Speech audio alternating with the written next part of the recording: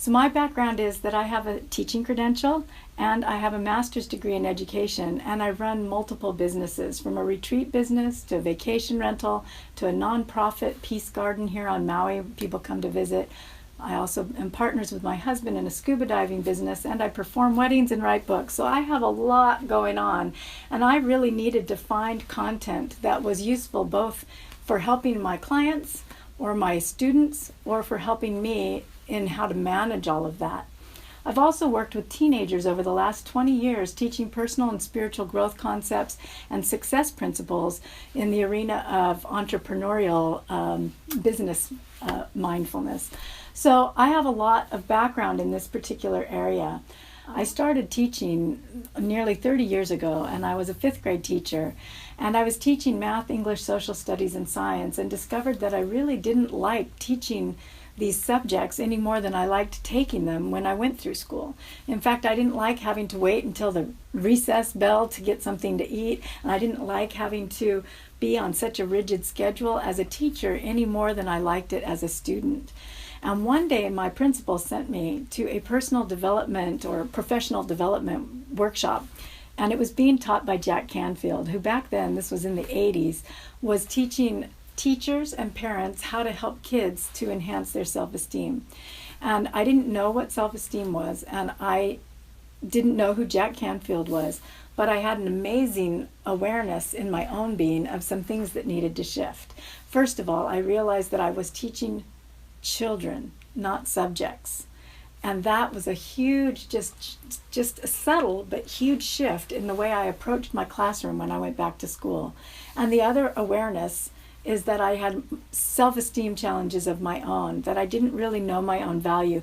More importantly than not knowing my own value, I really didn't have full self-mastery over my words, my thoughts, and my actions, nor an awareness of how powerful that we all are as individuals to transform the direction of our lives when we take on self-mastery as our goal.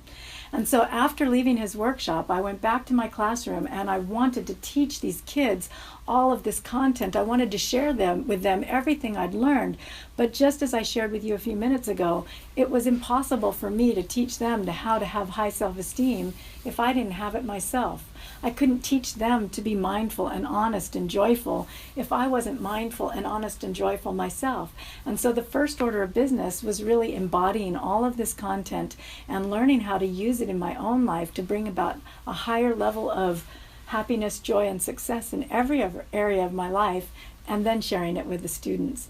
And so that's what I did. I started studying it, I started practicing it, I started experimenting with it and utilizing it, and it totally changed the whole entire course of my life. And I know this content can do the same thing for you.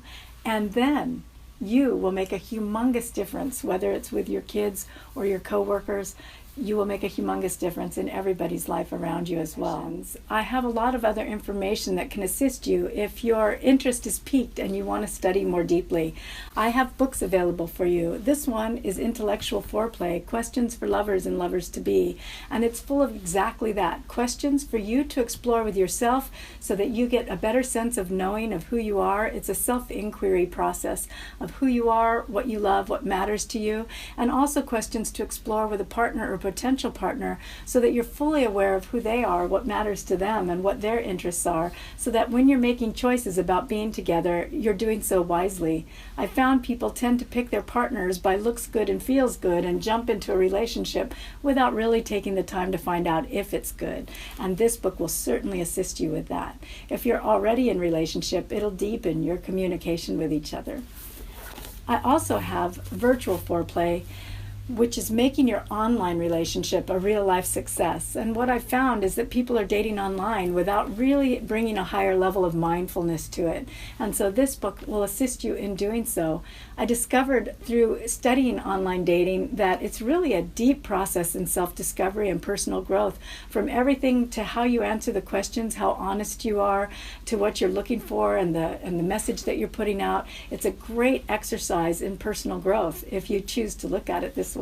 And this book will guide you to doing so successfully.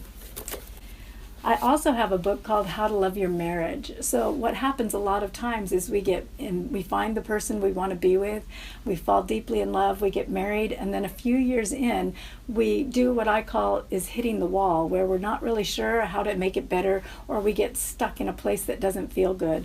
And this book is full of exercises and information and concepts to deepen your understanding of how to go about taking that relationship and reviving it and bringing it back into exactly what you want it to be. So the subtitle on How to Love Your Marriage is Making Your Closest Relationship Work. My most recent relationship book is called the Eros Equation. And as I've shared, the Eros Equation is an acronym that teaches you how to take personal responsibility for transforming your relationships. So the subtitle is A Solution for Relationships.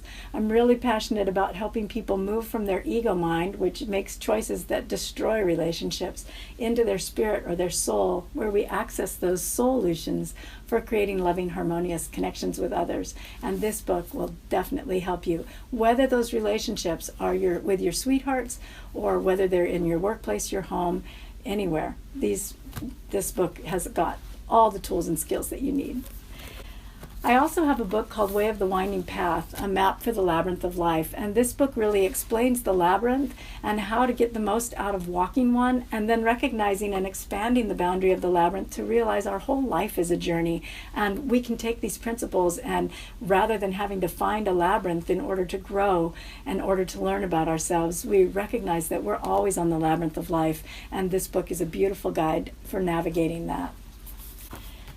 I also, many years ago, wrote a novel with a friend of mine named Jim Britt, and this book is called Rings of Truth, and it's a beautiful visionary fiction that takes you through how to apply these universal life skills in a fun and fanciful story, but all of the content is really important, usable, universal truths that will be not only fun to read and get you hooked, but also really useful along the way.